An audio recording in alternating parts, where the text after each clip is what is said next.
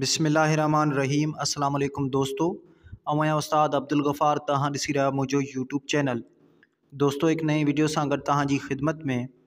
दोस्तों अॼु सबक़ टियों पढ़ंदासीं दर्जे 7 मां, जंहिंजो उनवान आहे इमाम अबू हनीफ़ा रहमतुल्लाह अलैह। तव्हां दोस्तनि खे गुज़ारिश आहे जेकॾहिं चैनल ते नवां आहियो चैनल खे सब्सक्राइब, वीडियो खे लाइक शेयर ऐं पंहिंजी क़ीमती राय खां ज़रूरु आगाह कंदा। हलूं था सबक़ खे पढ़ण जे तरफ़। सबक़ टियों इमाम अबू हनीफ़ा रहमतुल्लाह अलैह। असां सभिनी खे मालूम आहे त क़ुरान शरीफ़ आख़िरी नबी हज़रत मुहम्मद रसूलुल्लाह ख़ातमुन नबीन सल्लल्लाहु अलैहि वाला आलिही व असहाबिही वसल्लम जिन ते अरबी ॿोलीअ में नाज़िल थियो। पाण सॻोरा सल्लल्लाहु अलैहि वाला आलिही व असहाबिही वसल्लम जिन अरबुस्तान जा रहाकू हुआ, उते जे माण्हुनि जी मादिरी ॿोली अरबी हुई। असहाब सॻोरनि खे क़ुरान पाक खे सम्झण लाइ अरबी ॿोलीअ खां सवाइ ॿी कंहिं ॿोलीअ जी ॼाण जी ज़रूरत महसूस कान थी।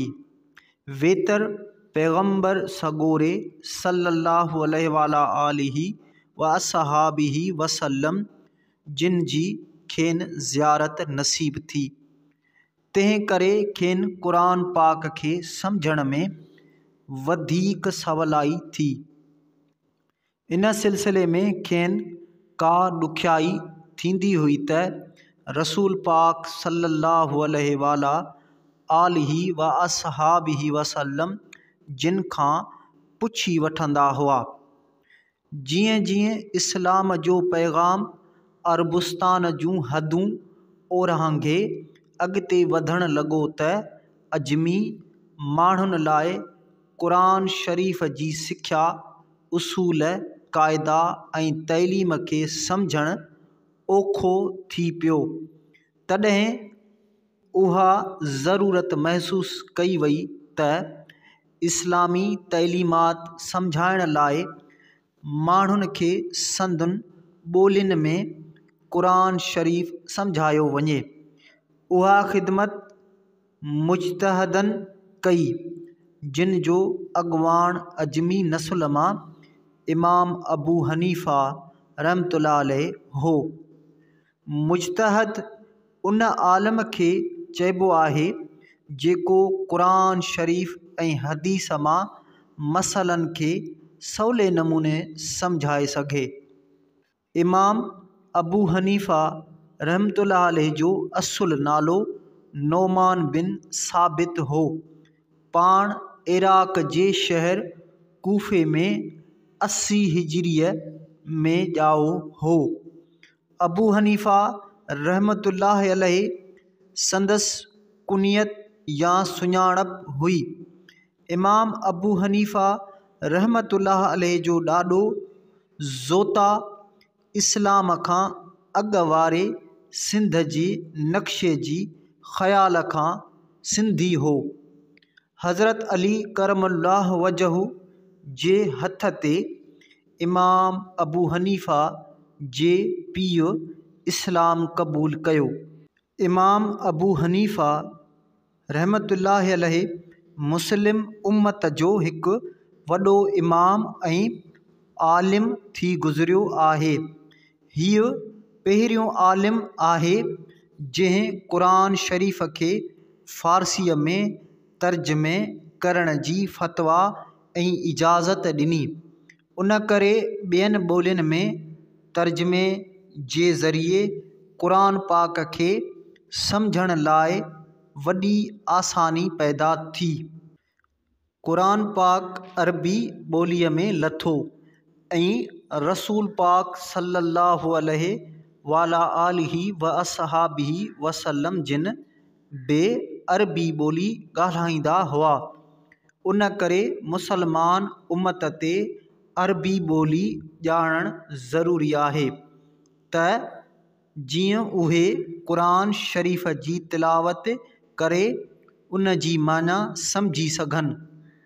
क़ुरान पाक जे तर्जुमे जो मुख्य मक़सदु उहो वञी बीठो त क़ुरान शरीफ़ जी ॿोलीअ खे सम्झण में महारत हासिल थिए ऐं उन जी बरकत सां हर मुसलमान क़ुरान पाक जी अज़मत ऐं फ़ाइदनि खां वाक़िफ़ थिए।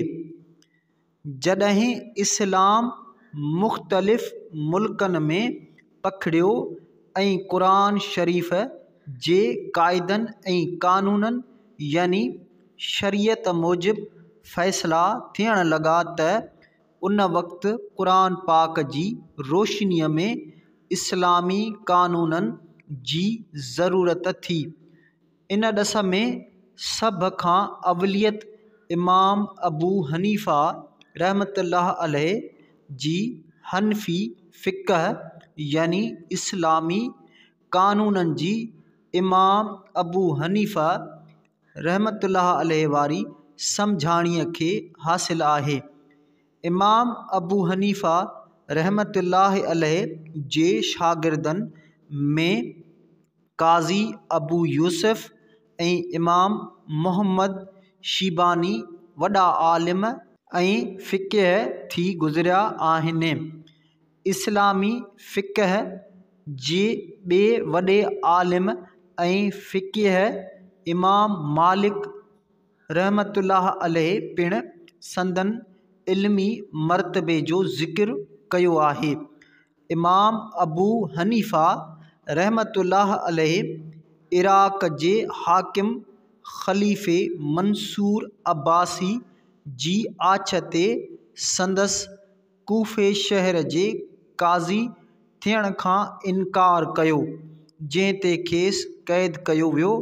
हू हाकिम जे आॾो न झुकियो ऐं क़ैद में ई 150 हिजरीअ में वफ़ात कयाईं।